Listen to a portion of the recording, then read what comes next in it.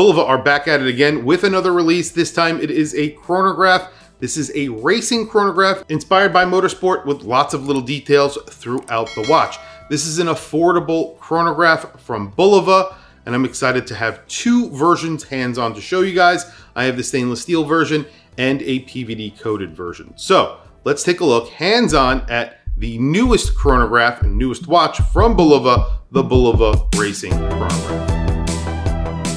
Bulova back with another new watch. They keep on coming out with new watches. They've been pumping out watches over the past few months, really over the past year. They just recently announced a new red dial version of the Lunar Pilot, which looks awesome. They came out with the Meteorite dial version just a few months ago as well. Here we are with two affordable chronographs. These are quartz chronographs. They are really nicely sized and they have very interesting, intricate cases. So I have a PVD version here in my left hand, and in my right hand I have the stainless steel version. Both of these get the same dial, so there's a lot of orange accents going into the dials and bezels on these watches, and obviously the same case. You even get orange accents on the pushers. So this is the chronograph pusher, getting a little bit of orange on there as well. Really, they've done a lot here, and there's even a little tuning fork right here on the cases. The cases are really nicely finished. So let's talk about these watches in detail. I'm going to start with, of course, you're getting a sapphire crystal. You're getting a tachometer bezel. That bezel is aluminum. That sapphire crystal is slightly boxed and raised off of the case, off of that bezel, as you can see. So it gives it a little bit of a vintage look, but I would say these are pretty modern chronographs. These are inspired by Motorsport and Bulova's involvement in Motorsport. So you're getting a rally style strap. I call it style because those are actually not perforations. There is black leather behind that brown leather, and there's black leather behind the black leather on the black version. So not sure why they did that. They perforated it and then backed it, but I think it actually looks good, especially on the brown strap. They're kind of rally style, but again, not really. My favorite version out of the three versions currently available, actually one is not available. There is a version that is on a bracelet that gets a blue dial. However, this is definitely my favorite. If they put this on a bracelet, it would probably be the one that I would go for. This is the stainless steel version. You're getting that tachometer bezel with that aluminum bezel. It gets the same dial as the black version, so you're getting orange and white around the perimeter. There's sort of a minute track or a chapter ring, depending on what you want to call it. It's white and orange, and it's a little bit of a checkered flag style. Then you have these sunken registers. They're slightly sunken when compared to the rest of the dial. You have orange accents on the hand, so you have a 60-minute counter right there. That gets an orange, sort of a wedge hand, and then you have obviously the running chronograph hand that's in orange as well. You have a white wedge hand or triangle hand on this dial right here. That's a 24-hour dial. Some people are not going to like that.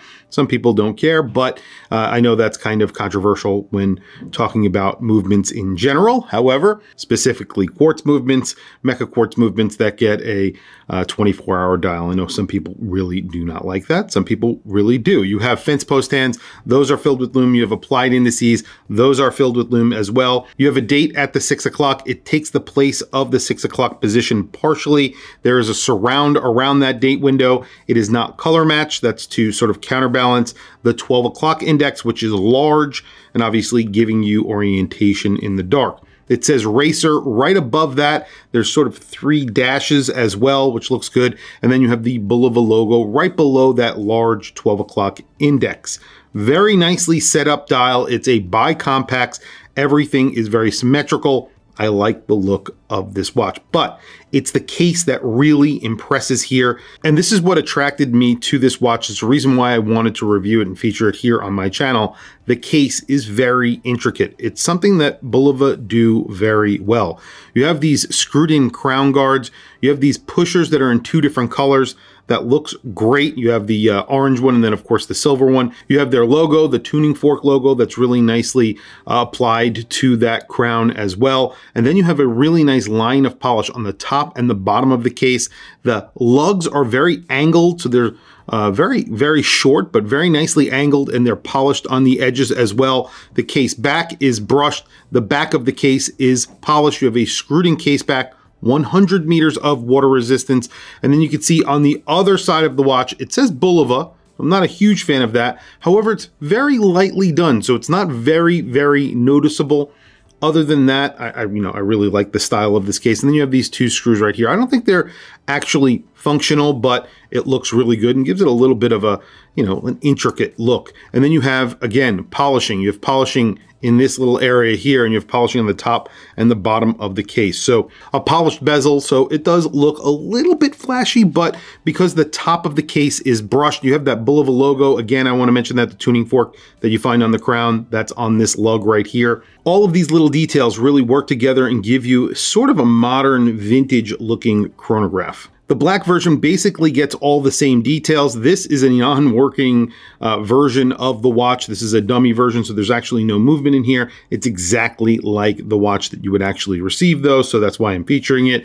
You're getting bi-colored pushers on here, which I absolutely love. So that's the difference between the two, really. This one is just PVD coated. You're getting all the same finishing, all of the same details, except you are getting a pusher that is in silver and a pusher that's in orange.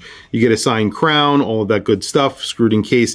Of course, you're getting a stainless steel case back because this is a PVD coated version. This gets a black strap that has a black backing for those perforated areas, and you have a nice Bulova logo on that buckle. It just says Bulova. And the strap on the brown strap on the stainless steel version is obviously in brown and black, and then you get a silver tone buckle, which looks really good. Again, these are 100 meters of water resistance, which for a chronograph is pretty good considering you have pushers and all of that. I think that's excellent. Also, I do want to mention something that's kind of important about these watches. Bulova very focused on accuracy. So they are very, very focused on accuracy. You can see that through basically their entire lineup of watches. This watch, no different. This gets a movement that is accurate to 15 seconds per month. So plus or minus 15 seconds per month, not per day, like an automatic movement, per month. That is excellent when you really think about it. And the price on these are actually pretty damn good. So the stainless steel version on this strap is $595. If you want the PVD coated version, that is $650. And then they're coming out with a version on a bracelet that gets a baby blue dial. That's on a bracelet, that's $675. So all in all, really good looking watches for pretty good prices. Let me show you these watches on my wrist. Today I have on my wrist probably one of the strangest watches you've ever seen. There's not a lot of people out there who know exactly what this is, but Ventura were a watch company that were an independent watch brand that went out of business, and they made some pretty incredible watches. This was their driver watch, and it's made out of hardened stainless steel. It's a digital watch powered by an automatic movement. So this is an auto quartz from ETA, and it powers this display. They were one of the first, or I think the first, to do something like this. And it's a very complicated watch, even though it's quartz. And it's a very weird watch at the same time. Look at this. Very, very cool watch. These were very expensive, like $5,000 when they were originally on sale. Obviously, they're cheaper now, but they're still pretty much collector's items, I guess you would say. And I love mine. This is a pretty cool watch. And there is the Racer chronograph on my 7.5 inch wrist. This watch measures in at 41.8 millimeters in diameter. That's not including the crown guard on this side. So I would say it wears like a 42 millimeter watch. This has a 47 millimeter lug to lug. So it's actually a pretty tight lug to lug because you have these very short lugs, very 70s inspired. Obviously, this is inspired by 1970s chronographs in general. And then you have a thin watch here. This is not a very thick watch, including that boxed sapphire crystal. This comes in at around 12.5 millimeters thick. If this was automatic, it would probably be in the neighborhood of around 15 millimeters thick. So there you go. That's really good and a benefit of a quartz movement. You have a 7.3 millimeter crown.